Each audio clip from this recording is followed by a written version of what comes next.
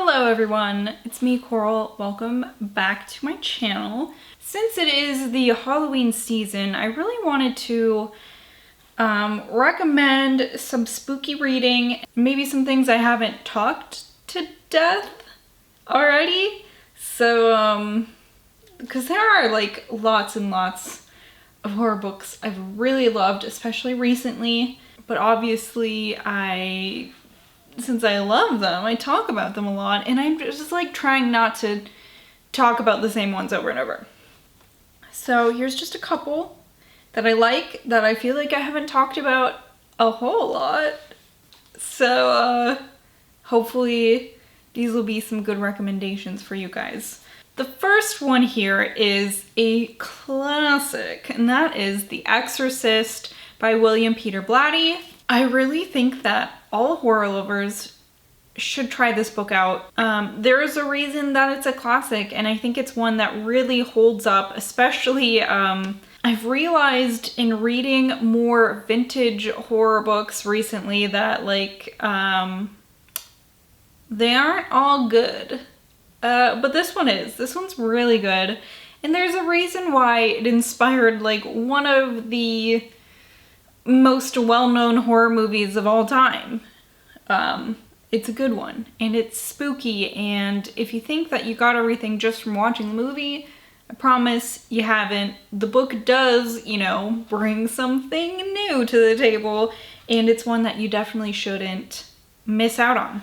I'd also love to recommend really just any of Keelan Patrick Burke's work, but I think my favorite so far of his has been Jack and Jill.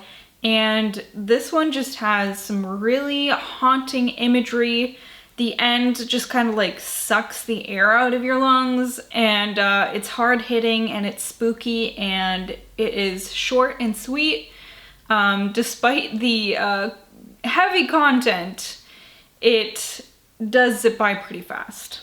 Next, I would love to recommend to you The Wicked by James Newman. This one checks a lot of those good kind of tropey horror boxes. You know, it's a small town with a secret.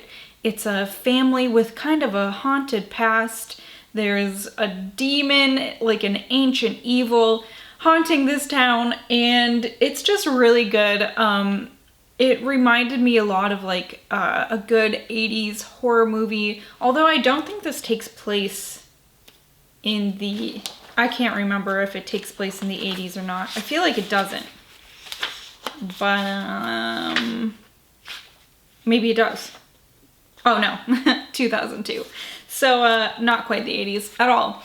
But it really has that like 80s horror vibe with the, I don't know, like weird kind of like sexy violence and like, you know, the demon and the small town, and it's just a really, really good book. It's one that I feel the need to reread, even though it's only been maybe 2 years since I read it.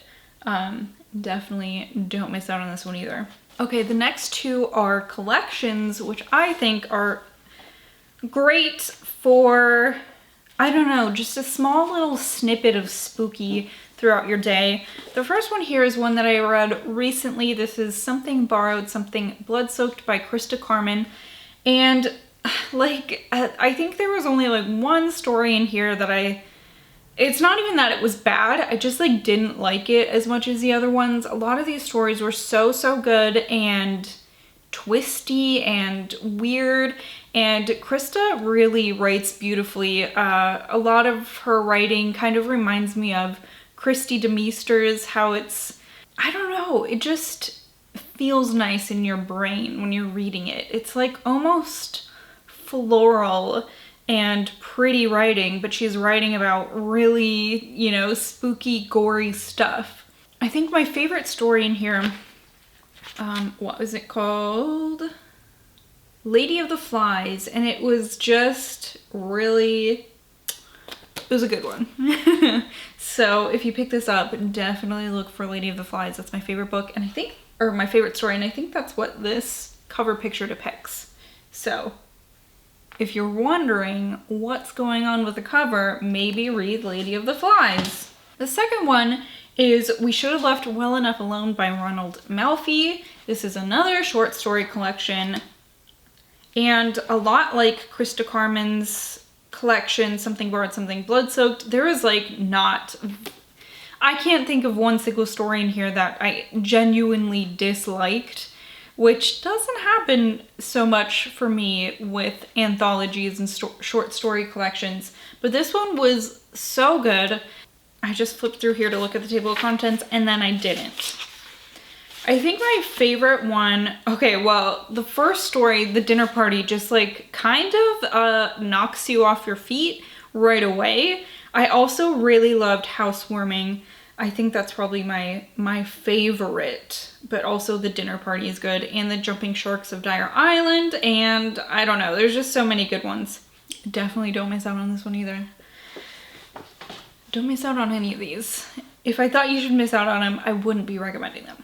Okay, and then since I know a lot of people are doing the Spookathon Readathon, which I'm not doing this year, I don't think, but the main like point of the whole readathon is to read thrillers. So I grabbed a couple thrillers that I've really liked. The first one here is Perfect Days by Rafael Montes. This, I just had to like, I think the closest comparison to this one is You by Carolyn Kepnes. It's told from the perspective of the villain in this story. He is a young man named Teo, and he becomes obsessed with just a woman he sees randomly, and he abducts her. And it's so kind of really messes with your head because you don't want to root for this person who's obviously doing something awful, but since it's told from his point of view, you kind of feel sympathetic, or like at least you understand why he thinks he needs to do what he's doing. So it's kind of a mindfuck. It's really good. The ending was so whack. I don't know. It's on par with You, like how messed up the ending is and like how messed up it makes you feel. So this one is super good. You know, thrillers, they kind of, what am I trying to say? Overlap with horror a lot of the time. So I think this, even if you really don't read thrillers that often, I think that this one is something a horror lover would also love. And I think the same can be said for this next one, Baby Teeth by Zoe Stage. This is one of those like creepy kids, evil kids kind of story, and this is about a mother, what's her name, Suzette, and she has a daughter named Hannah who is nonverbal. Suzette thinks that Hannah is nonverbal by choice though, not necessarily because she doesn't have the ability to speak or can't make words, and there's a lot of conflict because of this with the husband, who, really thinks that genuinely Hannah can't talk. And Hannah is, I have to look again, 7. And her behavior towards Suzette becomes kind of increasingly disturbing. Like, Suzette thinks that Hannah's trying to hurt her, but doesn't really know why. And the husband or father is seemingly just like unwilling to even consider that this might be happening. So it's twisty. It is really thrilling. It is. It's a thriller that's thrilling, believe it or not. It keeps you on the edge of your seat, and I really, really like this one. Okay, the last book I'd like to talk about is The Kind Worth Killing by Peter Swanson. When this came out, probably when like his first 2 books came out, there was a lot of buzz about Peter Swanson and his books, and I'm not sure really why that died away, especially because he had, something recently come out, at least in 2019. I'm not sure when. I think it was 2019. I don't know. Oh, shows you how well I keep up on things. But The Kind Worth Killing was a really, really great thriller. It was super twisty, and there were so many good red herrings. In the end, makes you like want to scream because you're like, oh my god, I can't believe I didn't see that coming, and it was so good. It was really good. I guess I should tell you what this is about. So this is about a man, oh my god, I should have looked at this before I started talking about it. A man, Ted, and he meets a woman named Lily on a plane ride, and he kind of like jokingly says that he'd like someone to kill his wife, and he's really surprised when Lily offers to do it for him. That's all I'm gonna tell you. It's a thriller. But yeah, it was crazy. It was, I don't know. It was a good one. It's one that has stuck with me since I read it probably 3 years ago, I think. And I really need to pick up some of Peter Swanson's other stuff because I know I'd like it. I just, you know, have too many books all the time. But that's all I have to talk to you about today. These are some books I just wanted to talk about because I feel like I, at least, have not talked about them very much, despite them being really great books. And since it's Halloween season, I thought I might as well let you guys know about them. Like, maybe you want to read them this month, especially for Spookathon if you're looking for a good thriller. There's a couple I liked, at least. So, yeah. That's all I have for you. Thank you so much for watching. Leave me a comment. Let me know if you've read any of these. Let me know if you have any spooky recommendations, especially if they're ones that you've seen me haul or if you've seen on my shelves, because I'm way more, it's way more likely that I'll read it if I can just grab it right off my shelf instead of having to order it and all that stuff. But yeah, even if it's not on my shelf, let me know because I'll probably buy it if you liked it.